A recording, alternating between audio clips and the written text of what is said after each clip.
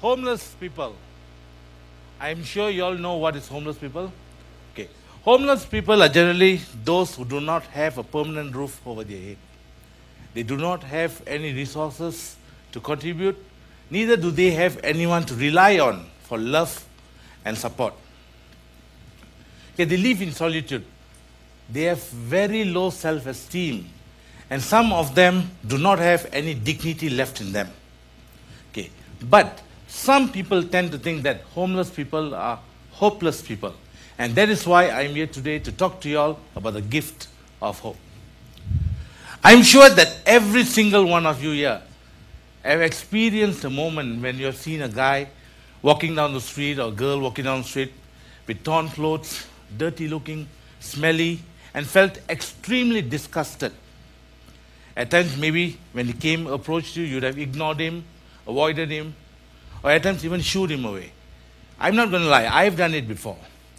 And that is because we often automatically assume through stereotype or prejudice. We presume that just because he's dirty, he's an alcoholic. We presume that because he's long-haired, unshaved, looks messy, that he's a criminal. We presume that just because he seems disoriented, he's a drug addict. All in all, we presume that homeless people are hopeless and useless and do not deserve a place in the society. They are there on the streets because they deserve to be there and because of their own mistakes, and there's no use helping them because helping them is just going to make the situation worse. Okay, this is not a fact. I'm saying what we usually think. Okay, my name is Madhusudhan. I'm also known as a teddy bear doctor for obvious reasons. Okay, but this is the nickname actually my friends gave. The homeless people are my friends. My friends and I, what we do is we operate a free mobile clinic for the homeless and the urban poor people in and around KL. I've worked with these people for more than 3 years, and I've begun to realize that whatever negative perception I had towards them is not true. They have to be given a chance, an opportunity to rediscover what life is. Okay, you cannot run from the fact that they are there. You cannot run from the fact that they are real. So why not we give them a chance to rediscover the dignity of life? Give them a chance to be at happiness again. The same happiness you and I get when we watch a movie together or go for a yamcha session, a beer session. Okay, this is what I think is the most important thing in the world. Regardless of the biggest goals in life, the real goal in life, as far as I am concerned, is the simplest moments of joy. And these homeless people do not seem to have this. Okay, it's not a matter of giving them food, clothing, and shelter. Okay, I'm not saying that it's not important. It is important, but it's not everything. There are so many people out there who are willing to give this. There's so many organizations out there who are giving this. Okay, there's something beyond food, shelter, and home that the human spirit needs. There is a sense of dignity, the sense of being able to contribute. Not only to take all the time, but also to give. And a chance for them to know that they are valued and an important member of the human race. I have worked with them for so long that I know that every single one of them have lots of potential in them. Beneath the superficial layer of them being homeless, dirty, and all that, they are genuine human beings who do have the ability to be just like the rest of us. So guys, I'm going to illustrate what I've said with regards to 3 examples of people I've worked with. Okay, first, Uncle Raju. Okay, so Uncle Raju was 65 years old when we first met him on the streets. He was a happy-go-lucky guy, very friendly. He has a son who's 30 years of age. He lost his wife when his son was only 8 years. So that means he was everything to his son. He meant everything to his son. He worked 3 different jobs just to make sure that his son could live a normal childhood life. Now his son is married. His son has 2 children of his own. They all lived under one roof. No issues, no major issues. Everything was going on well till October last year when Uncle Raju was diagnosed to have 3rd stage of colon cancer. He needed frequent hospitalization. He needed frequent visits to the hospital. He was on lots and lots of medication. But his son and his daughter-in-law were very loving and caring towards him. Despite needing to bring him to the hospital often, Despite needing to pay for all the medical expenses, they didn't complain. But Uncle Raju knew deep down there that his son earns just enough to support his family. He knew that his son was suffering just because of him. So he didn't want to pay, he didn't want them to bear the medical expenses. So one fine day, he decided to make a sacrifice and disappear from this life, from their life. And that is why he is there on the streets. Uncle Raju wasn't afraid of dying. He wasn't afraid of being hungry. But all he was afraid was being a burden to his son's life. And that kind of love you don't get to see nowadays. The potential Uncle Raju has in terms of love, in terms of humanity, in terms of contributing is so enormous, that is so rare, that you don't see in other people nowadays. Right? So, but what Uncle Raju doesn't have is a belief that he can still contribute. But if you can give him a sense of purpose, if you can show him how great he is, how important his life is, that is the greatest thing you can ever give him. He can be a source of inspiration to so many of you, just like he is to me. He can be an example to the old folks out there who have begun hating their child, feeling why have they been abandoned. He can be an example for them. They have still life to go on. Just instead of allowing him to die without a sense of identity, without knowing how great he really is, we can show him, we can channel the amount of love he has and give him a sense of purpose and hope in life. Okay, I'll tell you another scenario. It's almost the same. Okay, it's Uncle Asing. He is 70 years of age. He was a well-to-do man. He had 2 daughters. Both his daughters were well-educated, all educated overseas. He bought 2 homes. He managed to transfer the home's name home to both of his daughters. So he was a very loving man. At the age of 65, he stopped working. And all he did was sit at home, watch his favorite TV shows, have a can of beer, have fun. But that is when the nagging of his wife started.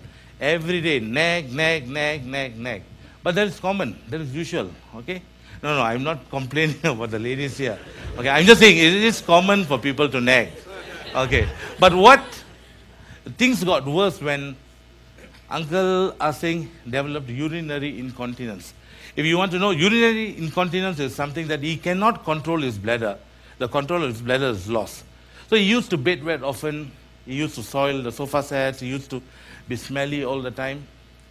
And not only his wife, his 2 daughters also started to shame him. They started to call him names. They started being very mean to him. They even humiliate him in front of his relatives.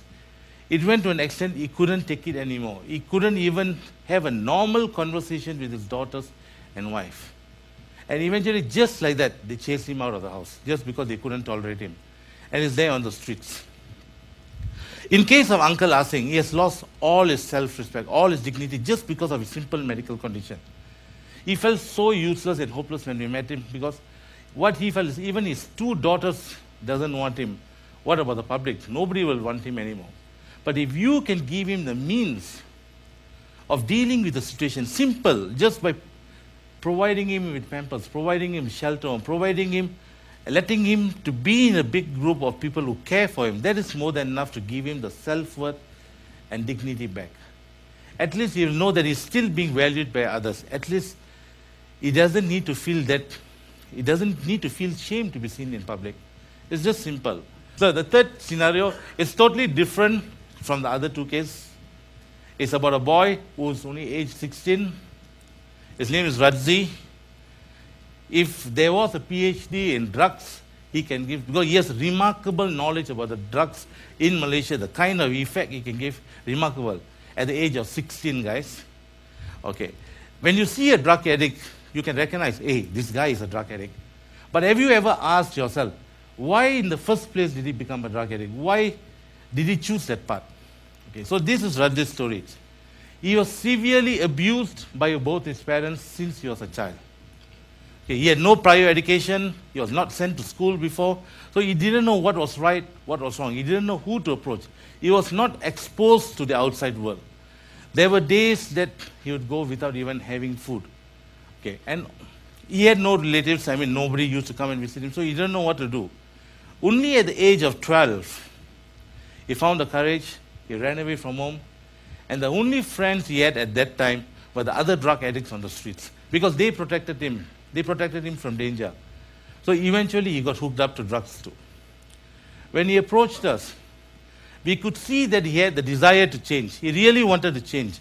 He wanted to make something out of his life, but he didn't know how. See, unlike the other two cases, Raju had never had a good life before. The others had a good life once, but Raju had never had a good life before. He had 16 years of torturous life. But what is beautiful in this case is, even with 16 years of torturous life, he had the spark in him still living. He had the desire to change. And what we needed to do is just help him to get out from the trap that he himself got into.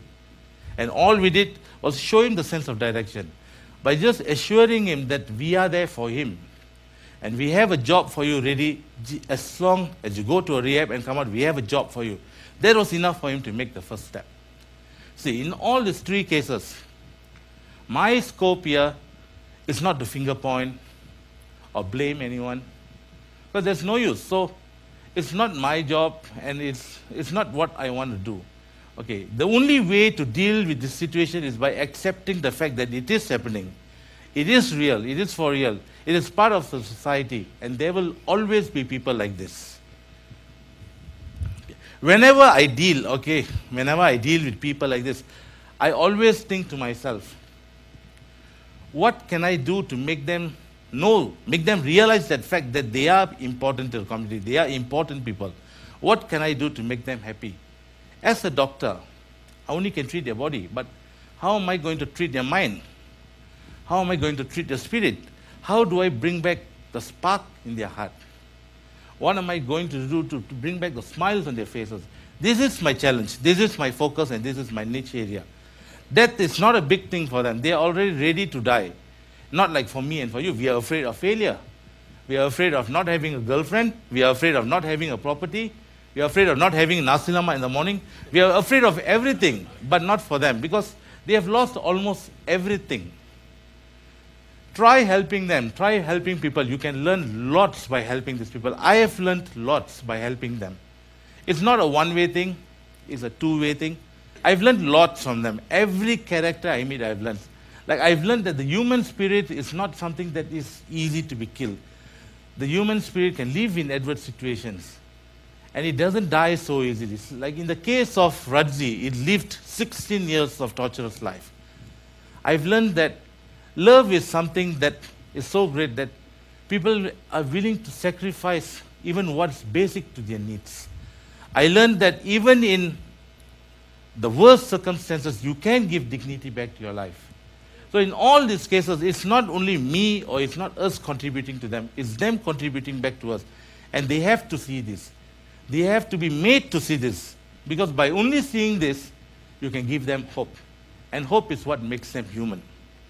Okay, I know that we all are human beings, but are we being human? What is that makes us human? A dog can love, a cat can love, but what is it that makes us human? The ability not only to love, but the ability to instill and bring out hope in others and create a situation conducive to love. And that is what is important for our homeless friends.